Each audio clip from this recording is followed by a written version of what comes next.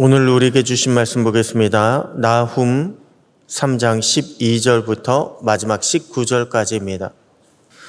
나훔 3장 12절부터 마지막 19절까지 우리 한 절씩 교독합니다. 내 모든 산성은 무화과 나무의 처음 익은 열매가 흔들기만 하면 먹는 자의 입에 떨어진과 같으리라.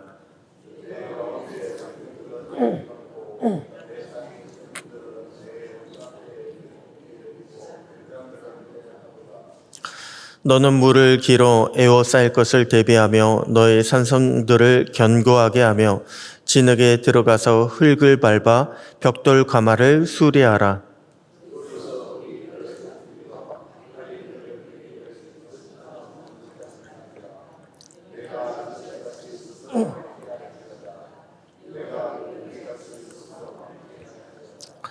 내가 내 상인을 하늘의 별보다 많게 하였으나 느치가 날개를 펴서 날아간과 같고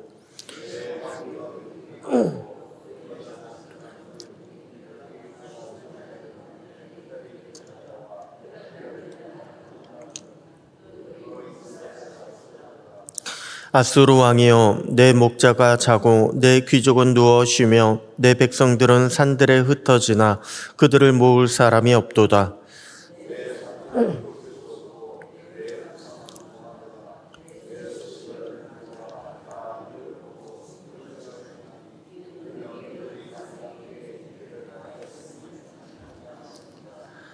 아멘. 할렐루야. 오늘도 말씀 안에 승리하는 복된 날 되시기를 축복합니다. 여러분, 제가 어릴 적만 하더라도요, 갖고 싶은 물건들은 전부 일제 아니면 미제였습니다. 누가 해외에 나갔다가 들어오기만 하면 혹시나 외제 물건을 사오지 않을까 기대하곤 했습니다. 외제 물건이 있잖아요. 외제 선물을 받으면 그렇게 기분이 좋지 않을 수가 없었습니다. 또한 친구들에게 가서 내가 이런 외제를 가지고 있다, 자랑을 했습니다. 그런데 지금은요, 어릴 적 선망했던 그 상당수의 기업들, 외제라고 선망했던 그 기업들을 찾아보기가 힘이 듭니다. 아니, 보니까 어릴 적에 그렇게 유명했던 기업들이 없어진 곳 생각보다 많이 있습니다. 우리가 세계 1등이다. 우리가 전 세계를 석권했다. 이렇게 자만하다가 뒤처지고 없어진 기업들을 보게 되잖아요. 그러면 우리 인간은 정말 아무것도 아니구나라고 하는 것을 발견하게 됩니다. 아니, 기업뿐만이 아닙니다. 왜 어릴 적에 그토록 위대해 보였던 선진국들도요, 이제는 많이 초라해진 모습들을 볼 수가 있습니다. 우리가 세상을 지배합니까? 아니요, 인간은요, 결코 세상을 지배할 수가 없습니다.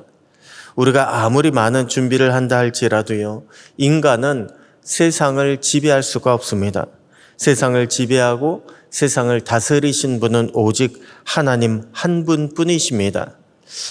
오늘 본문의 배경이 되는 아수르도요, 한때 세상을 지배했던 왕국이었습니다. 게다가 아수르는 단순히 힘으로만 밀어붙여서 세상을 지배했던 것이 아닙니다. 오늘 본문에도 나오지만요, 아수르에는 튼튼한 산성과 성문이 있었습니다. 또한 전쟁을 지휘하는 장수가 있었고 그들의 명령에 나가 싸울 수 있는 수많은 장정들이 있었습니다.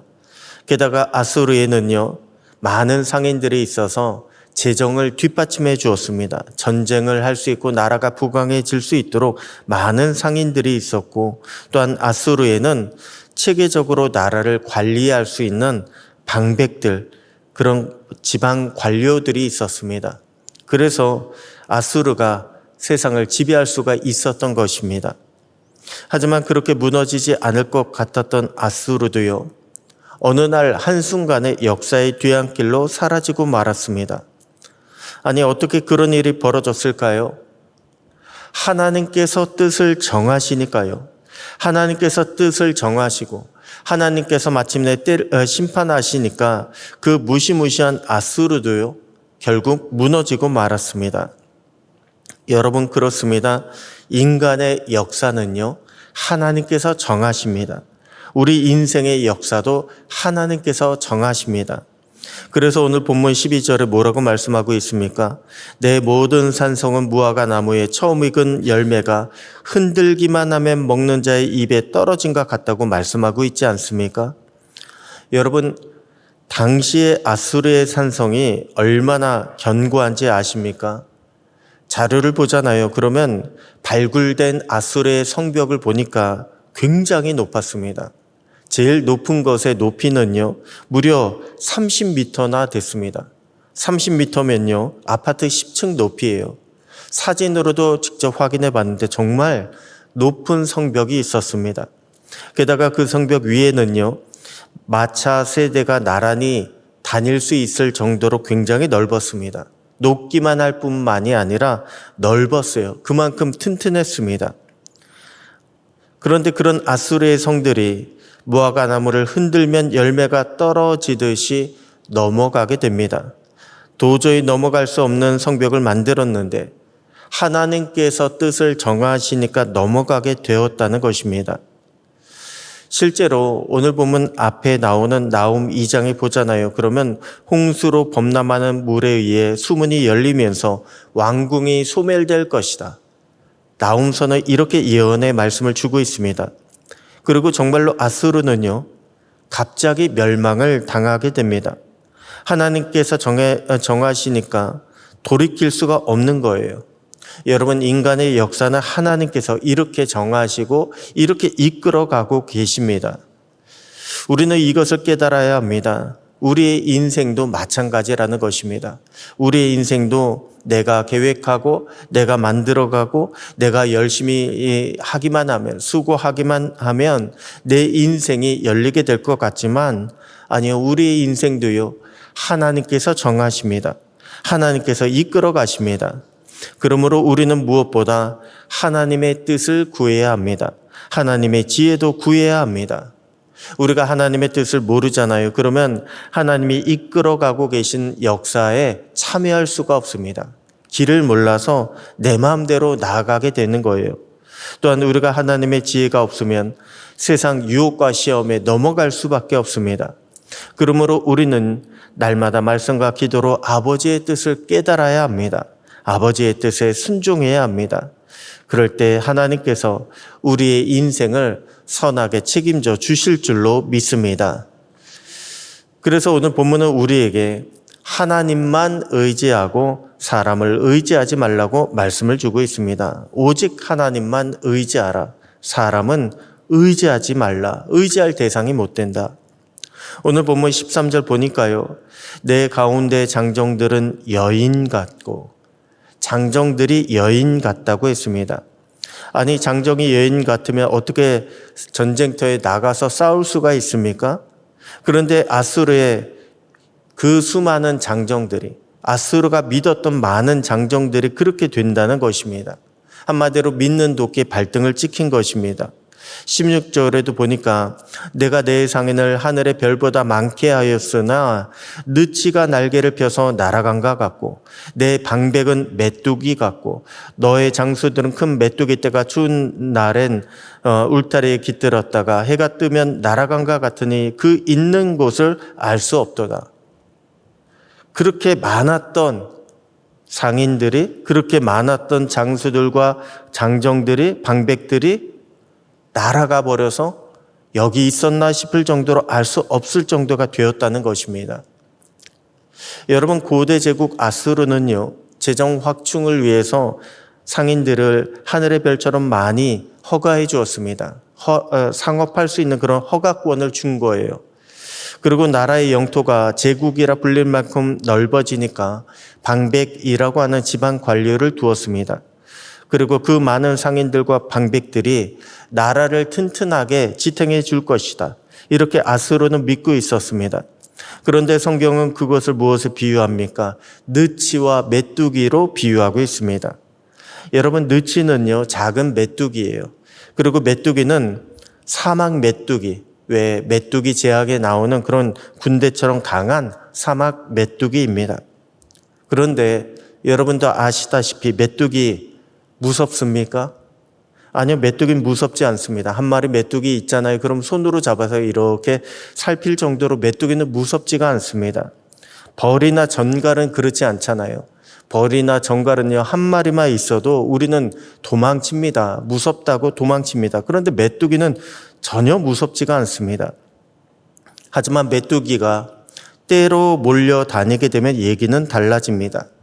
메뚜기가 떼를 이루어서 습격하면요, 남아 도는 게 없습니다. 땅이 황폐해집니다. 과학자들이 이렇게 추론한 것에 의하면요, 메뚜기가 떼로 몰려서 습격하게 되면 많게는 수십만 명, 50만 명분의 그런 식량이 없어지게 된다고 그렇게 이야기하고 있습니다. 그처럼 큰 기근을 만들 수 있는 것이 바로 메뚜기입니다. 아마도 아수르는요, 자신들이 지나간 모든 것이 황폐해지는 것을 보고 자신들을 메뚜기 재앙처럼 그렇게 여겼던 것 같습니다. 야, 우리가 지나가기만 하면 이 모든 것들은 황폐해진다. 남아도는 것이 없다. 그러니 우리에게 복종해라. 우리는 그런 메뚜기와 같다라고 그렇게 스스로 자부했던 것 같습니다. 그런데 여러분, 그런 메뚜기 때에도요, 치명적인 약점이 하나 있습니다. 뭘까요? 바로 한철이라고 하는 거예요. 메뚜기도 한철이다. 우리도 그런 속담이 있지 않습니까? 그것처럼 활동 기간이 굉장히 짧습니다. 활동할 때만 하더라도 무시무시한 그런 메뚜기 때가요, 그 기간이 짧은 거예요. 메뚜기도 시간이 지나면 없어지게 되어 있습니다.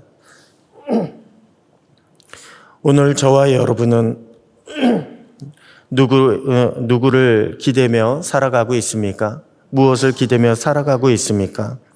혹시 우리가 하나님이 아니라 사람을 바라보고 사람에게 기대며 살아가고 있지는 않습니까? 저 사람이 돈이 많다고, 저 사람이 능력이 있다고, 저 사람이 나와 가깝다고. 아니요, 여러분, 인간은요, 결코 기댈 존재가 되지 못합니다. 아무리 내가 인맥을 많이 쌓았다 할지라도요, 인간은 결코 믿을 존재가 못 됩니다. 사람이 믿지 못할 뿐만이 아니라 그 사람이 연약하기 때문에, 메뚜기처럼 한철로 그칠 수 있기 때문에 인간은 결코 기댈 존재가 되지 못합니다. 오늘 저와 여러분은 그것을 깨달아야 합니다. 그래서 아무리 급하다고 해도, 아무리 어렵다고 해도 사람이 아니라 우리는 하나님 앞에 무릎 꿇어 기도해야 합니다. 하나님을 찾아야 되고 하나님만 의지해야 합니다. 그렇게 주님으로 인해 우리의 인생 문제를 해결받고 또한 주님과 동행하며 승리하는 저와 여러분 모두가 되시기를 주님의 이름으로 축복합니다. 기도하겠습니다. 하나님 아버지, 감사합니다. 오직 하나님만이 우리 인생의 주관자가 되시고 우리의 도움과 구원이 되심을 깨닫게 하시니 감사합니다. 오늘도 우리의 삶의 모든 것을 주님 손에 의탁합니다. 주님의 말씀으로 우리를 인도하여 주시고 성령으로 필요한 힘과 지혜를 공급하여 주시옵소서. 오늘도 주님의 영광된 모습으로 살아가게 하여 주시옵소서. 오늘도 겸손히 주님을 따라가며 주님을 찬양하는 복된 날이 되기를 소원하옵고, 날마다 우리를 구원으로 인도하시는 살아계신 우리 주 예수님의 이름으로 기도드립니다. 아멘.